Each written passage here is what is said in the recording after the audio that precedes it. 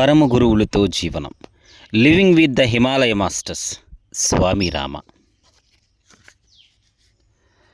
పాములంటే నా భయం.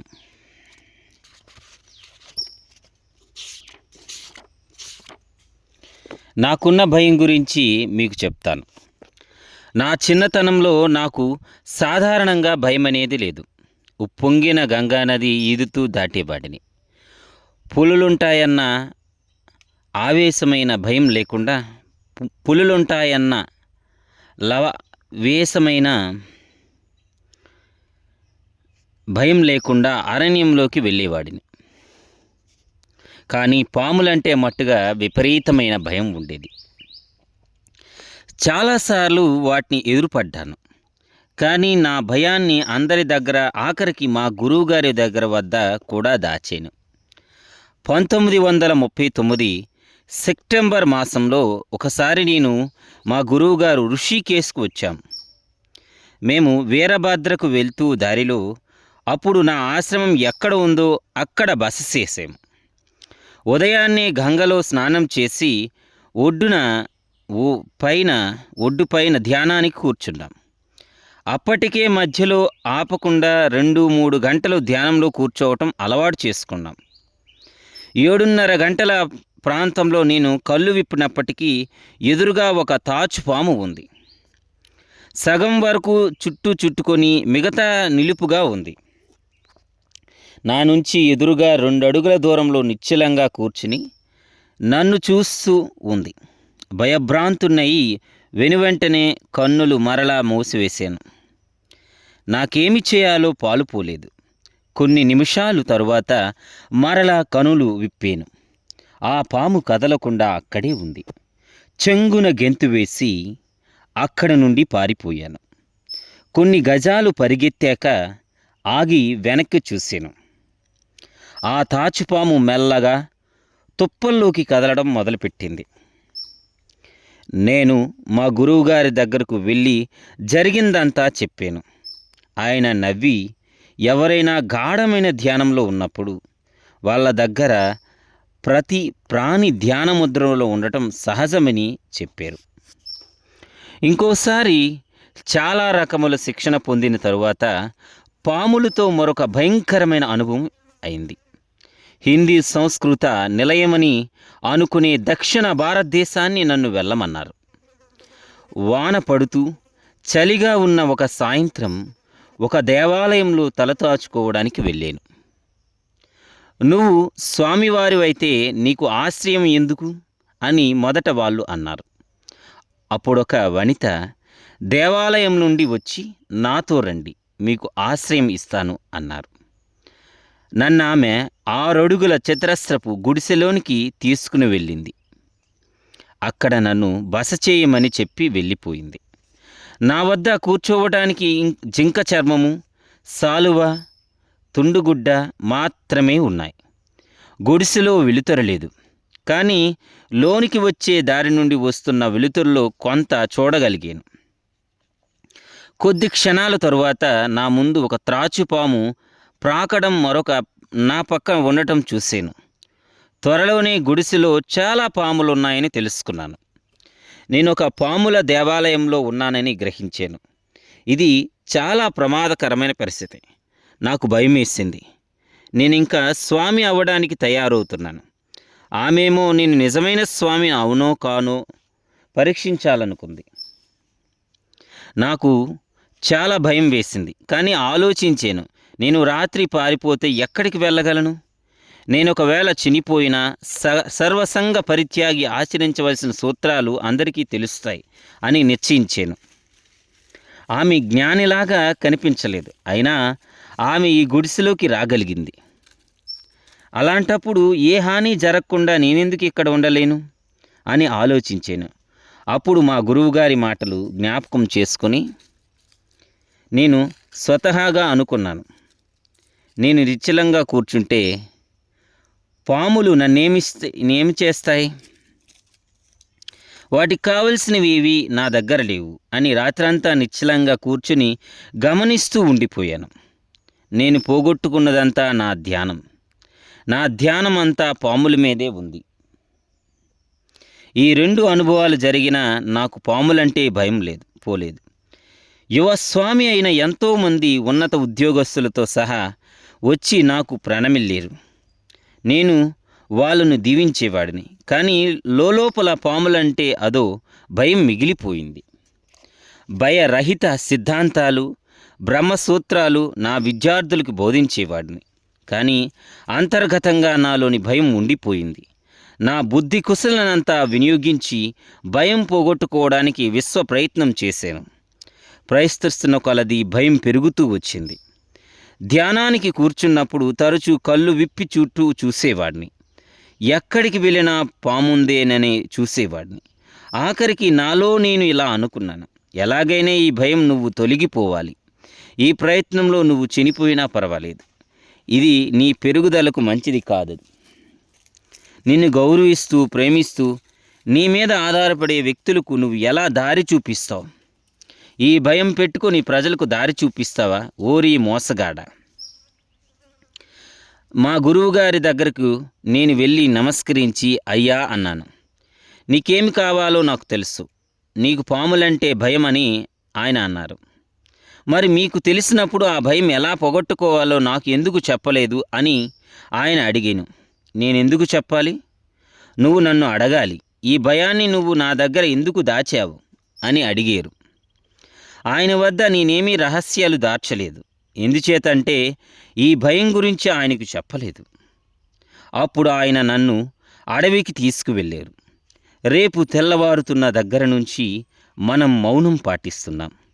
ఉదయమే 3:30 గంటలకు నువ్వు లేచి వెళ్ళి మనం చేయబోయే ఒక ప్రత్యేక పూజ కోసం ఆకులు, అడవి పువ్వులు ప్రోగు చేసుకుని రా అని అన్నారు. మరుసటి రోజు ఉదయం నేను ఒక పెద్ద ఆకుల ప్రోగును చూశాను. ఆ చీకటిలో ఆ ప్రోగుని ఎత్తినప్పుడు దానిలో ఒక త్రాచుపాము ఉందని గ్రహించాను. అది నా చేతిలో ఉంది. దాని నుండి తప్పించుకునే మార్గం లేదు. నాకేమి చేయాలో తోచలేదు. నేను ఎంత భయకంపితున్నంటే స్పృహ లేకపోయే పరిస్థితికి వచ్చాను. నా చేతులు వణుకుతున్నాయి. మా గురువుగారు ఎక్కడున్నారు? దాన్ని ఎలా తీసుకుని రా అన్నారు. నేను భయంతో వణికిపోతున్నాను.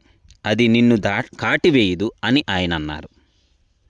అయినప్పటికీ నాలోని భయం పెరుగుతూ వచ్చింది. నా మనస్సు నువ్వు చేతిలో పట్టుకొని ఉన్నది చావుని అని అన్నది. నేను మా గురువుగారిని నమ్మాను. అయినా నా విశ్వాసం కన్నా భయమే ఎక్కువగా ఉంది. పాముని నువ్వెందుకు ప్రేమించలేవు అని ఆయన అడిగారు. ప్రేమ అని నేను అరిచాను. భయంతో ఉన్నప్పుడు దేన్నైనా ఎలా ప్రేమించగలరు? ఇది సామాన్యంగా ప్రపంచంలో కనబడే పరిస్థితి. నీకు ఏ వ్యక్తి గురించి భయం ఉంటే ఆయన నువ్వు ప్రేమించలేవు. మనకు తెలియకుండానే ఎల్లప్పుడూ ఆయన గురించి భయపడుతూ ఉంటాం. మనకు తెలియకుండానే భయం లోపల పెరుగుతూ ఉంటుంది. చూడు, ఎంత అందమైన ప్రాణం అది. అది అంతటా తిరుగుతూనే ఉంటుంది. కానీ శుభ్రంగా మురికి లేకుండా ఉంటుంది. నువ్వు ఎప్పుడూ శుభ్రంగా ఉండలేవు. నువ్వు ప్రతిరోజు స్నానం చేయాలి. పాము ప్రపంచంలో ఉన్న ప్రాణులన్నింటిలో పరిశుభ్రమైనది అని మా గురువుగారు సెలవిచ్చారు. మానవుడు పాము కన్నా ఎక్కువ అపరిశుభ్రత గలవాడు, విషపూరితుడు. అతడు ఇతరులకు హాని చేయగలడు, చంపగలడు. ప్రతిదినము కోపంతోనూ చెడ్డ ఆలోచనలతోనూ తనతో జీవిస్తున్న వాళ్ళపై విషం సిందిస్తూ ఉంటాడు. పాము ఎప్పుడూ అలా చేయదు. ఆత్మరక్షణకు మాత్రమే అది కాటివేస్తుంది అని ఆయన నాకు చెప్పారు. ఆయన ఇంకా ఇలా అన్నారు, నువ్వు గాఢ నిద్రలో ఉన్నప్పుడు నీ వేలు నీ కన్ను పొడుస్తుందా? నీ పళ్ళు నీ నాలుకని కరుస్తాయా? మన అన్ని అవయవాలు ఒక దేహానికి చెందినవేనన్న అభిప్రాయం మనకుంటుంది. అలాగే అన్ని ప్రాణులు ఒకటేనన్న అభిప్రాయం మనకి వచ్చిన రోజున మనం ఏ ప్రాణికి భయపడం. ఆయన మాట్లాడుతున్నంతసేపు నేను ఆ పాముని చేతిలో పట్టుకుని ఉన్నాను. క్రమేపీ నా భయం తగ్గిపోయింది. నేను ఆలోచించటం మొదలుపెట్టాను. పాములను నేను చంపనప్పుడు నన్నెందుకు కాటు వేయాలి? కారణం లేకుండా పాము ఎవ్వరినీ కాటు వేయదు. అవి నన్నెందుకు కాటు వేయాలి? నేను ప్రత్యేకించి ఎవరినీ కానీ. క్రమేపీ నా మనస్సు మామూలుగానే పనిచేయటం మొదలుపెట్టింది. ఆ అనుభవం తరువాత మరింకెప్పుడూ పాములంటే నేను భయపడలేదు. జంతువులు తమ సహజ బుద్ధితో ప్రేమ, ద్వేషాలు రెండింటినీ పసిగడతాయి. వాటిని వెంటనే స్పందిస్తాయి. వాటికి హాని కలిగించాలని మనకి ఉద్దేశం లేకపోతే అవి ఎదురుతిరక్క స్నేహాన్ని అందిస్తాయి. ఆఖరకు క్రూర జంతువులు కూడా మానవుల సహచర్యం కోరుకుంటాయి. హిమాలయాల్లో ఎన్నో సంవత్సరాల జంతువుల్లో ఈ ప్రకృతిని గమనించాను. అవి రాత్రుల గ్రామాల దగ్గరకు వచ్చి ప్రాతకాలాన్ని అడవులకు తిరిగి వెళ్ళిపోతాయి. అవి మానవులకు దగ్గరగా ఉండాలన్నట్టు కనిపిస్తాయి, కానీ మానవుని దౌర్జన్య ప్రవృత్తికి భయపడిపోతాయి. తన ఒంటెత్తి గుణంతో, భవబంధాలతో, ద్వేషంతో మానవుడు తన యథార్థ స్వభావంతో సంపర్కం పోగొట్టుకొని జంతువులను భయపడతారు. దానితో అవి తమ ఆత్మరక్షణకై దాడి చేస్తాయి. జంతువులతో మానవుడు సౌమ్యంగా ప్రవర్తిస్తే అవి ఆయనపై దాడి చేయవు. నేను తరచూ వాల్మీకి, సెయింట్ ఫ్రాన్సిస్, బుద్ధుడు జంతువుల్ని ఎలా ప్రేమించారో గుర్తుపెట్టుకుని వాళ్ళ అడుగుజాడల్లో నడవడానికి ప్రయత్నిస్తాను. భయం అబద్ధత కారణభూతమవుతుంది. అది మనస్సుని నిలకడ లేకుండా చేస్తుంది. అది మానవ స్వభావం మీద ప్రాబల్యం చూపిస్తుంది. వ్యాధిగా మారిన భయం మానవ జీవితాన్ని ఆధీనంలో తీసుకుని ఆఖరికి అతడిని పిచ్చాసుపత్రికి వెళ్ళేలా ఊహిస్తుంది. భయాన్ని పరిశీలిస్తే అది ఊహల మీద ఆధారపడి ఉంటుందని తెలుస్తుంది. కానీ అదే ఊహ ఒక విధమైన వాస్తవాన్ని కూడా రూపొందించగలదు. భయం ప్రమాదాలను సృష్టించటం నిజం. అటువంటప్పుడు మానవులు తమ సృష్టించుకున్న ప్రమాదాల నుంచి తాము రక్షించుకోవాలి. మన కలలన్నీ ఇవాళ కాకపోతే రేపు నిజమవుతాయి. వాస్తవానికి భయం ప్రమాదాలకు దారితీస్తుంది. కానీ మనం సామాన్యంగా ప్రమాదాల వల్ల భయం వేస్తుందని అనుకుంటాం. భయం మన ఊహల నుండి వచ్చే మహమ్మారి. అన్ని భయ గందరగోళాలకు ఆచరణ లోపించగలిగిన అనుభవం ఏదైనా తారసిల్లినప్పుడు అది పటాపంచలవ్వటం నేను చూశాను.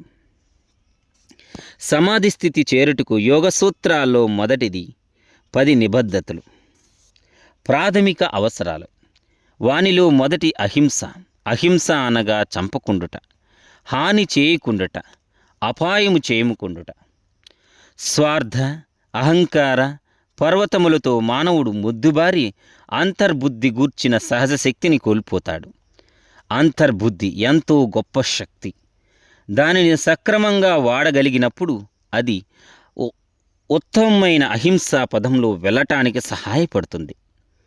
హిందూ దేశ పర్వతాల్లో, కారడవుల్లో తిరిగిన అన్ని సంవత్సరాల్లోనూ నేను ఏ క్రూర జంతువు, ఏ సాధువును, స్వామిని, యోగిని గాయపరచని ఎక్కడా వినలేదు.